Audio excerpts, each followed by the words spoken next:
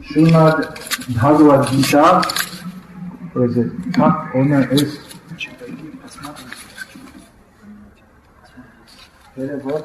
commentary. What? The commentary. By A.C. Bhaktivedanta Swami Prabhupada. Alright, I have to practice my English, so I'll give the rest of the lecture in English. Chapter 10, text 37. Vrishinam Vasudevasri Pandavanam Dhananjaya Muninam Apyahangyasa Kavinam Ushana Kavihi. Alright.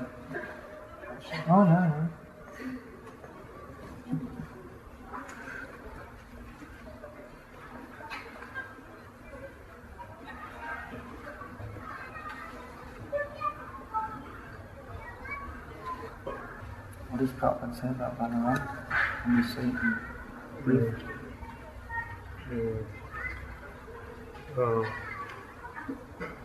He says that Vasudeva in this verse is Baladev, who is the original source of all incarnations.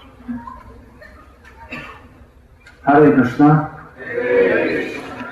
Hare Rama. Rama means Ramchandra Bhagavan. Parashuram, Radhika Ramana means Rama, Krishna also. Today we are remembering Lord Balarama. Actually every day we should remember Balarama. At every moment we should remember Balarama. Yesterday was Balarama Purnima, the appearance day of Lord Balarama, just before the appearance of Lord Krishna. So yesterday I took part in celebrations of Balarama Purnima in Ljubljana, which was formerly part of Yugoslavia.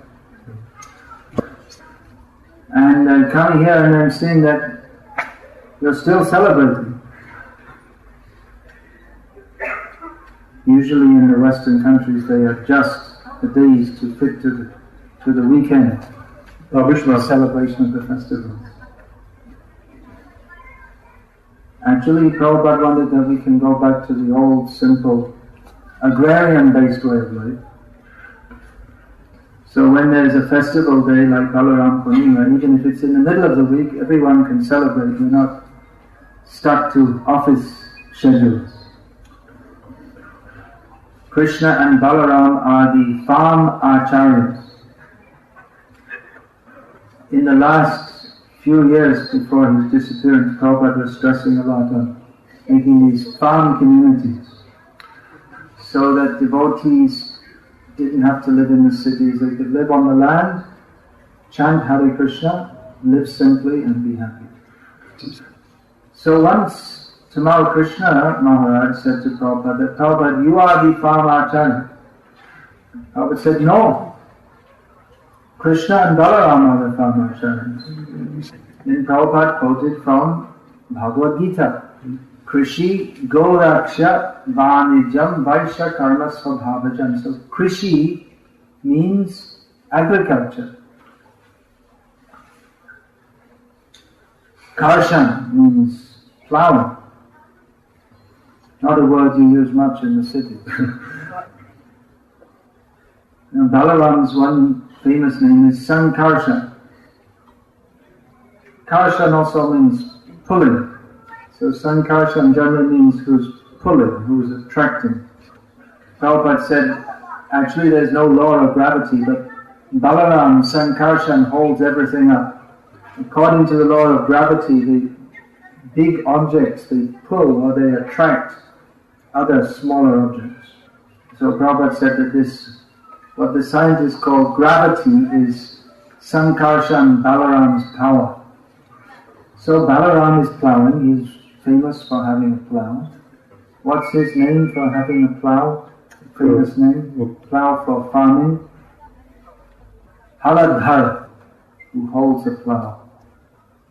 So that's Krishi, with the plough, and Goraksha, cow protection, Krishna holds a flute. Now you may wonder why Krishna plays a flute.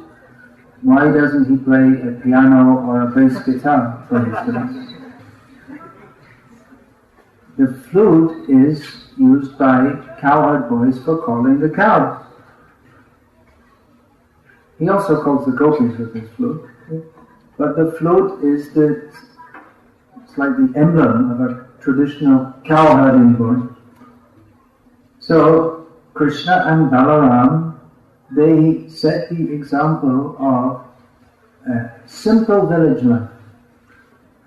And Prabhupada very much wanted that devotees follow the example of Krishna and Balaram in living simply on the land and leading a pure life, Krishna-centered life.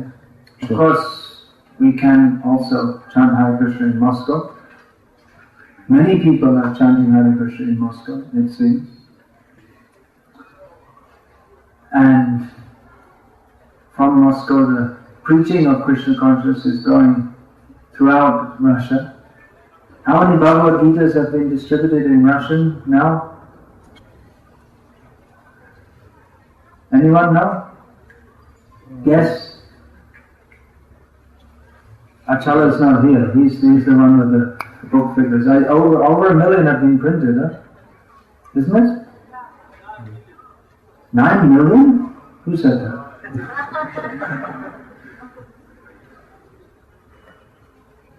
9 million. Maybe. Not very much. Anyway, whatever the figure is, then it's going up. 1, 2, someone distributed one just now in Vladivostok. Someone just distributed one in Brienz.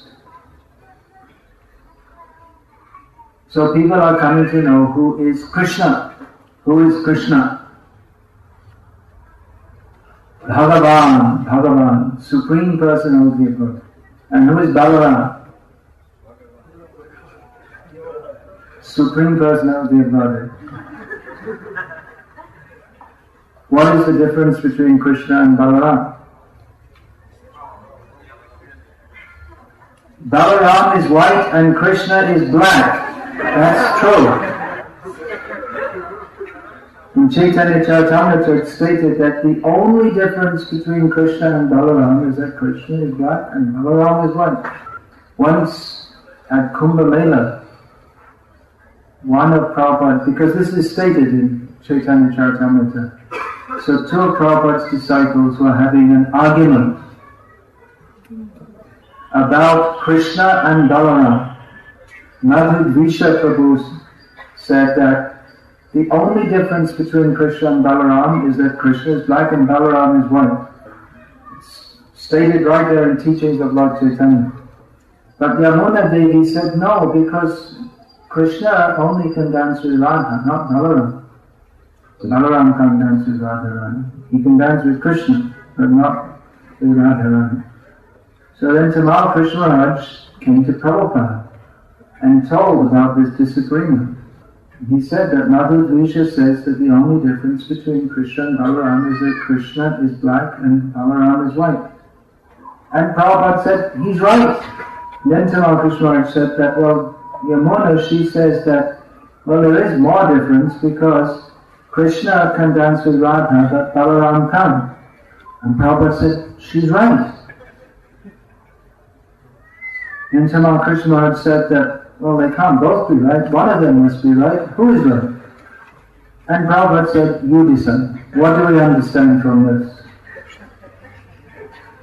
It's not very easy to understand about Bhagavan. Advaitam, Achyutam, Anadim, Anantarupa. He is described as being one only, Advaitam, Achyutam, Anadim, but having many, many forms. Now, you may see something in this world that is one but has many forms. Just like a Coca-Cola can or packet of cigarettes, the design is the same, it's the same inside, it's for all intents and purposes each one is the same, but they're in many, many forms. But Krishna and Balaram are not some stereotyped factory product. If we, of course, we have to be very careful in examining the personalities of the personalities of God. Their personalities are transcendental. What does transcendental mean? Non-material, beyond material, independent. I was looking for the answer. Beyond, not material is correct, but specifically beyond the influence of the modes of material nature. Everyone in material existence has their personality influenced by the modes of material nature. According to the Vedic scriptures, there are various ways in which we can view personalities. We can see if someone is more influenced by goodness, or more influenced by passion, or more influenced by ignorance. An expert astrologer, this is another facet of Vedic knowledge, an expert astrologer can learn a lot about the character and personality of a person just by finding out his birth information. And even by Ayurveda, by understanding the bodily type, whether one is more influenced by Kapha, Pitta or Vayu, then much can be said about the personality also. Now, we can also analyze Krishna's birth chart astrologically. But Krishna is not influenced by the three modes of material nature. He has a unique Janma Patrika or birth chart. Because he is the Supreme Personality of Godhead. Krishna is not influenced by the position of the planets, but they are influenced by him. They are influenced by him to take up positions at the time of his birth that will indicate his position above the modes of material nature. Now Balaram is born on a different day, a different time, and his chart is going to be different. His personality is different. His personality is eternally as it is. He is not born under the influence of the modes of material nature. Janma karma chane divyam, his birth and activities are fully beyond the modes of material nature. But if we see his personality, it's somewhat different to that of Krishna. Although he is non-different from Krishna, he has a different personality to that of Krishna, and he takes a position different to that of Krishna. Balaram is the first expansion of Krishna, and his overwhelming disposition is that of one of service to Krishna. He expands himself as the whole spiritual world. The whole spiritual world is an expansion of Balaram, that everything there is meant for the pleasure of Krishna. He expands himself as Ananta Shesh. Krishna, in his Vishnu forms, can lie on him. He expands himself as Krishna's shoes, as his umbrella, as his Brahmana thread. All the Brahmana thread means his sacred thread. Yagyopavinta, so Vaishyas also. So he becomes all the paraphernalia to serve Krishna. And when he comes as Ram, Balaram is there. Yeah, Ramachandra, so Ramachandra is there as Lakshmana. When he comes as Chaitanya Mahaprabhu, he's there as Nityananda Ram. And when Krishna appears, he's there as Balaram. And as the elder brother of Krishna, he is, as the brother of Krishna, he is in a friendly relationship. Being the elder brother, he looks after Krishna. Find that Mother Yashoda didn't like to let Krishna go alone to the pasturing grounds, but only Balarama was there to look after him. Pastime of subduing the Kaliya serpent. The inauspicious omens were seen, and Mother Yashoda became very afraid because she thought, Krishna went out today without Balarama and something terrible has happened to him that could not have happened if Balarama was there. So Balaram, in a protective or parental, serves Krishna in a protective or parental kind of role. And sometimes as an elder brother chastises Krishna,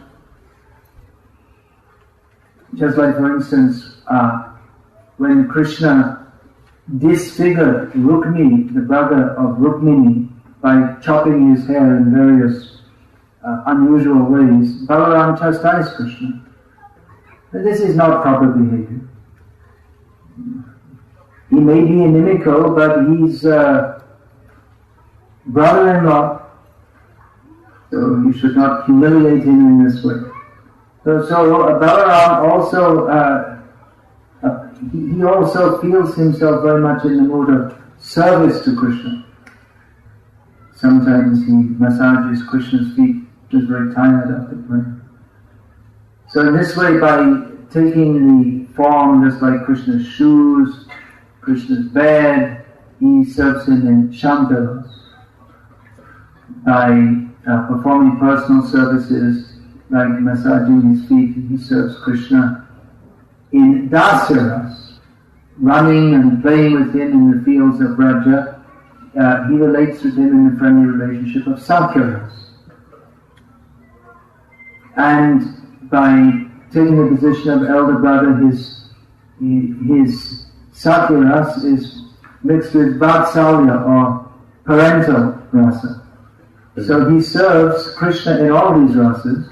The only rasa he cannot serve Krishna in is Madhurya rasa, because Krishna can only be served by devotees in female forms in that rasa already. But our Vaishnava acharyas have analyzed that Balaram is so much eager to serve Krishna in all possible ways that he also takes the form of Ananga Manjari, Radharani's younger sister, to serve Krishna in Madhurati also. I can say that. So in this way, Balaram is setting the example for everyone else. He is the first expansion of Krishna, and by setting the example for all the other expansions of Krishna, whether as Svangsha, direct Vishnu expansions, or Vivinangsha, Jiva Tattva, he sets the example, everyone has to serve Krishna. So therefore he is known as Adi Guru, or the original Guru.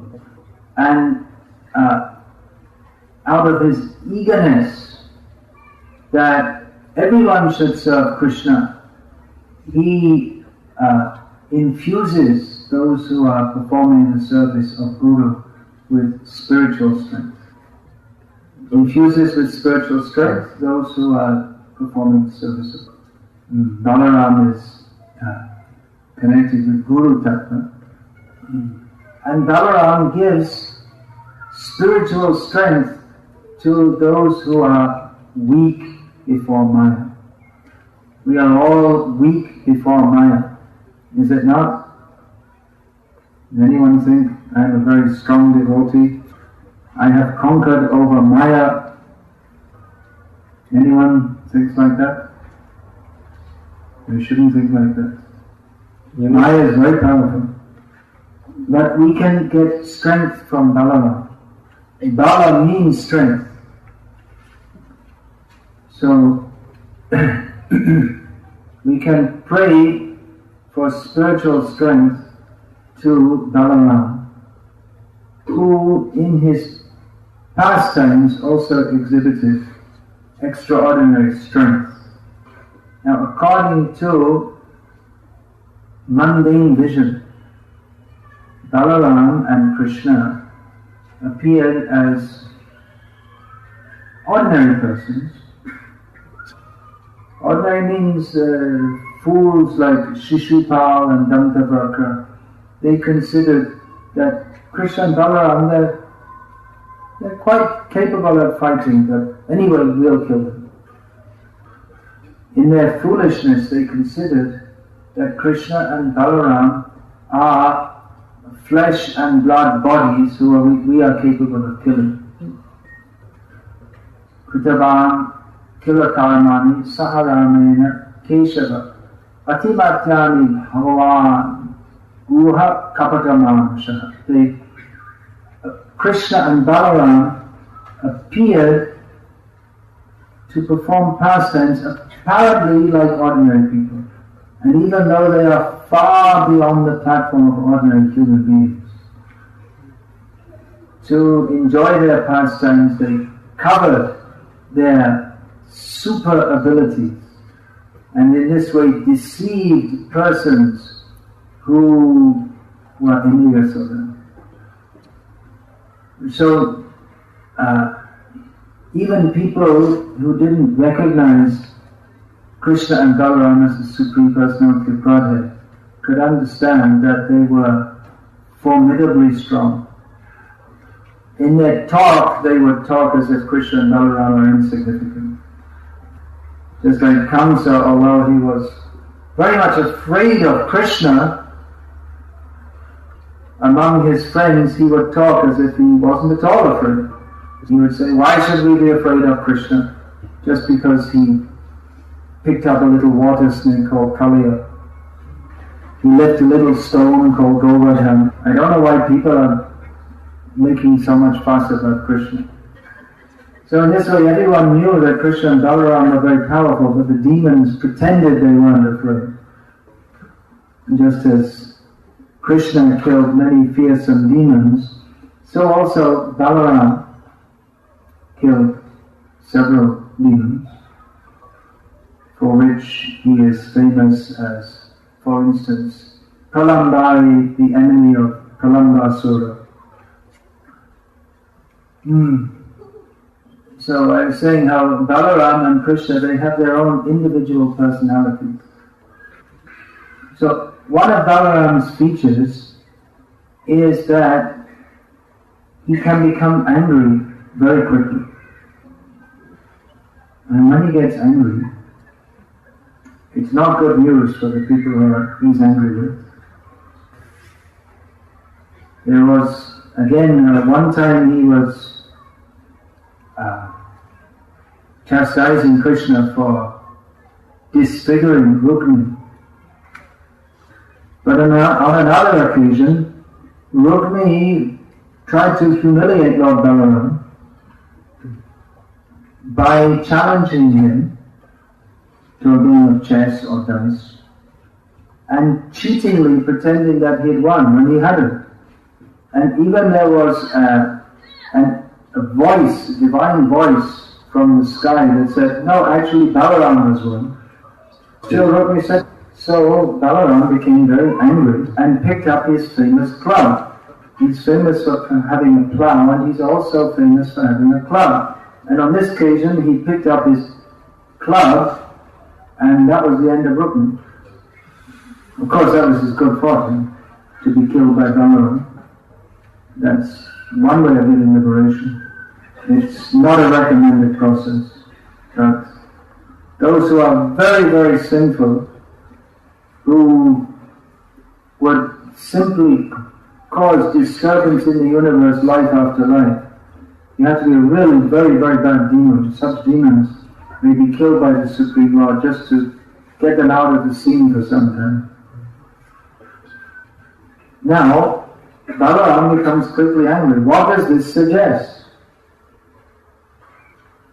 If we hear about someone's character, he very quickly becomes angry. we think this is not very good. Because we understand that anger arises from frustration. When one is frustrated in trying to get sense gratification, then one becomes angry. As Lord Krishna states in Bhagavad Gita, Kama esha, Krodha esha, Rajoguna samudbhavaha. Lust and anger are born from Rajoguna, the mode of passion. Mahashano, Mahapatma, Nidhiyamihavayanam is a very greatly sinful, the cause of great sins. And Mahashana, they devour us. This lust and anger devour our spiritual qualities. So lust and anger born from the mode of passion, they are the great enemies of the conditioned soul. So is Balaram under the mode of passion? Or is it that he's sometimes, most of the time he's God, but sometimes he forgets and then he becomes under the mode of passion? We should understand that Lord Balaram's anger is of a completely different quality to the anger of conditioned souls impelled by the mode of passion. Simply by remembering the anger of Lord Balaram, we can become freed from the mode of passion. Anger in this material world is always the cause of distress. But even the apparently less desirable qualities of the Supreme Lord, the exhibition of those qualities is all auspicious for the conditioned souls. Sometimes people accuse Krishna is a liar, Krishna is a cheat, he's immoral. None of these things are true. Even if Krishna appears to tell a lie, then that should be understood as the highest truth. But again, everything Krishna does is for the highest benefit of all of human society. By remembering the anger of Balaram or the lying of Krishna, we become purified. We are becoming purified. We become purified in a manner to a degree that hearing of the good qualities of people who are not God, who are not Krishna conscious, we can hear about such qualities for hundreds of years, but that will not purify us in the same way as hearing of Balaram's killing Rukmini. He's killing Rukmini. He killed Rukmini, he killed Romaharshan Sutta because he'd taken a very high position, Romaharshan Sutta, but he neglected to respect Balaram. So Balaram killed him by touching him with a blade of grass. Immediately on the spot, he decided this should be done. So Balaram appears to be a very angry person, but again, by remembering his pastimes, we become purified. How he killed the Dvivida gorilla, who had been in this world for many years, since the time of Lord Ramachandra, and had actually been a intimate associate and a minister of Hanuman, a minister of Sugriva in association of Hanuman. But due to bad association, he had adopted demoniac qualities, to the extent that he dared to try to disturb Balaram's dancing with the young girls of Dwarka. They were dancing on the Vaivatak mountain, just some distance from Dwarka. But Dvivida came to disturb them,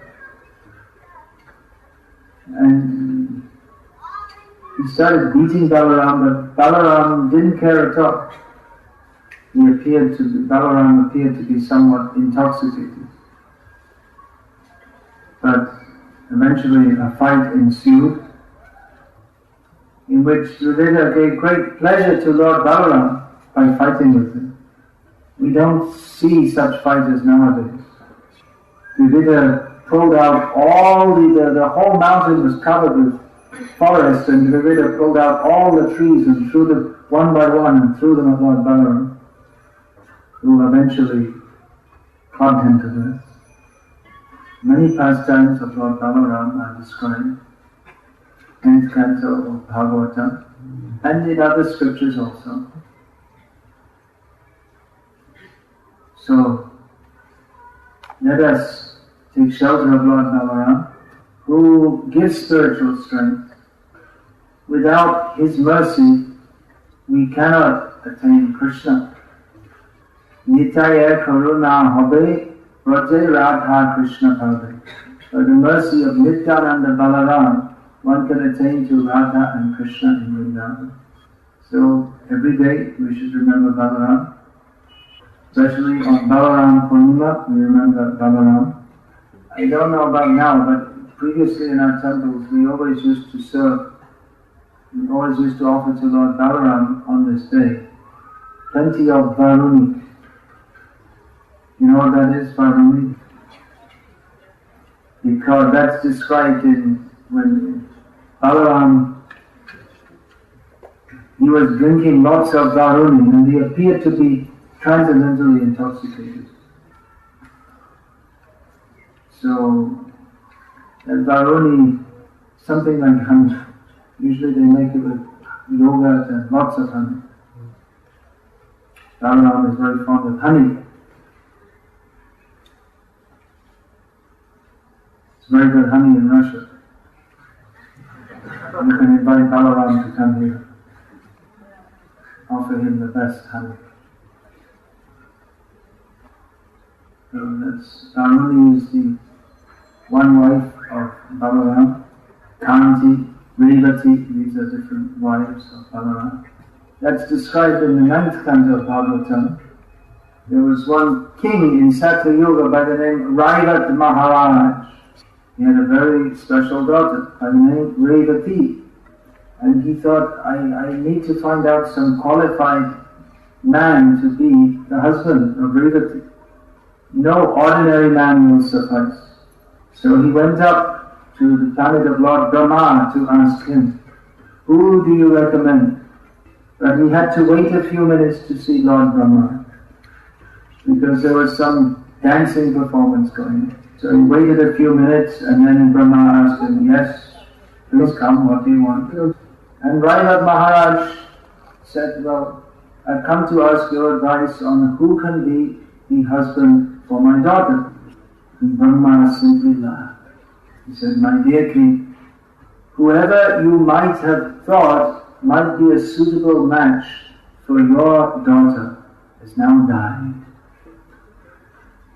All your kingdom is completely finished. None of the names even of all the people that you knew on earth are even remembered in human society anymore. Because a few minutes on my planet is millions of years around. Go down right away. Balaram is there. Marry your daughter to him. You won't find a better husband than that. So he went down quick and presented Revati to Balaram. But because she was from Satyayuga, she was very tall. And Balaram, being from Dwapara Yuga, was only about 4 meters high. So Balaram got his plough, put it on her shoulder and pulled her back. He's known as Haladha, who holds a plough, that's for farming. And he's also known as Halayuda, because Ayuda also means weapon. He sometimes fights with his plough also. Although when he comes out of Vrindavan, along with Krishna takes the role of a kshatriya, Balaram is more famous as a club fighter. Krishna and Balaram, they both. So Balaram is, as well as Haladha, holder of a plough. He's also known as Gadadhar, the holder of a club, which is also a name for Krishna. But especially, Balaram was famous for being very expert in club fighting. And once when Balaram visited Mithila, Duryodhana, he thought, let me go to Balaram, who's affectionate to me. And Duryodhana requested Balaram to teach him the art of club fighting. And in this way, one of Balaram's names became Duryodhana Guru. He's the guru of Duryodhana because he taught him club fighting. So we find that Krishna was very much inclined towards the Pandavas. And Balaram also. But Balaram also liked Duryodhana. Isn't that amazing? His mercy on Duryodhana, who was actually an evil character. So, when it came to the battle of Kurukshetra, Duryodhana was very hopeful that Balaram will fight with us. And for Balaram it was a dilemma. Kshatriyas, when they get the opportunity to fight, they become very happy. Sukhina Kshatriya Partha Labante Yudham Idrisham. As Krishna states in Bhagavad Gita, what I just said, Kshatriyas become very happy at the opportunity to fight. Balaram, though he didn't want to go against Duryodhana, but he certainly didn't want to go against Krishna either. So he went on pilgrimage. He avoided the fight. And on the plea of avoiding the fight, he traveled all over India. And so many holy places I mentioned that he visited, which are holy places even today. Even at that time they are holy places and still holy places today. Places like Rameshwaram, Srirangam, Tirupati, Kanyakumari, Puri. He also visited Navadvip. So in this way, by traveling to all these different holy places, he purified the whole land. And gave devotees in many different places the opportunity to receive him and serve him. Prabhupada also established the worship of Krishna Balaram at his temple in Vrindavan. He called it, although Gaurnitai and Radha Shyamsundar are there also, he called it Krishna Balaram. Because he said there are already so many temples of Radha Krishna Balaram temple in Vrindavan. Now in the Vrindavan area, of course, everyone knows and loves Balaram. What do they call him? What do they call Balaram? Balai, that's the nickname. Dauji, elder brother. So just like when we meet each other, we may say Hari Bol, something like that. So in Vrindavan, when people meet, one will say Krishna Kanaya, and then what will they say in reply? Dauji Kabhaya. It means Krishna Kanaya means Krishna, and Dauji Kabhaya also means Krishna. It means the brother of Dauji, brother of Balaram. The Prophet said, I want to establish this Krishna Balaram temple just to demonstrate how Gaurnitai are non-different from Krishna and Balaram. Rajendra Nandan Jai Shakti Suta Hailo Se Balarama Hailo Nitai. Narottam Das says that Rajendra Nandan, the son of Nanda Maharaj, has become Shachi Suta, the son of Shachi Devi. And Balaram has become Nityananda. So Balaram is also worshipped along with Jagannath and Subhadra Devi. And along with Jagannath and Subhadra, Prabhupada has brought Balabhadra, another name of Balaram. Balabhadra all over the world. Along with Jagannath and Subhadra, Prabhupada established the worship of Balabhadra, another name of Balaram. So these are a few topics of Balaram.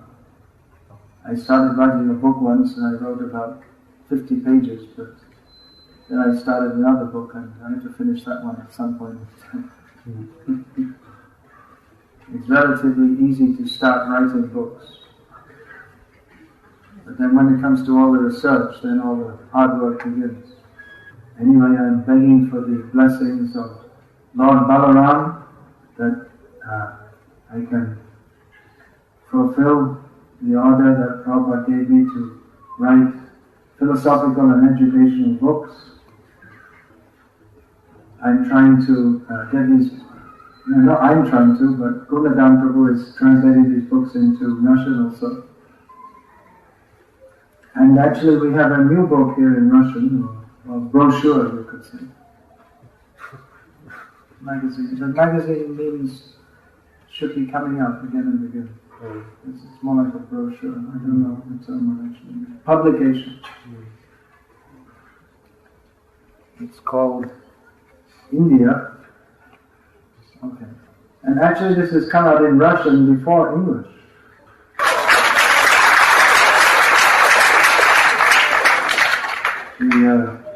The publication department is more efficient here. Just translated and published.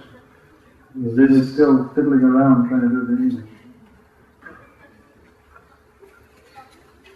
Any questions? You have a cordless mic? Yeah. Alright. Please speak loudly and we'll repeat. Offended the four Kumaras, so why did they do it? So probably it was Krishna's desire, Krishna's plan. He wanted to. Yeah, that's correct. Yeah. So what is the Krishna's what he puts in the first place? What is in the first place? Did his desire to manifest his pastimes, or his desire to help other living entities to go back to Godhead?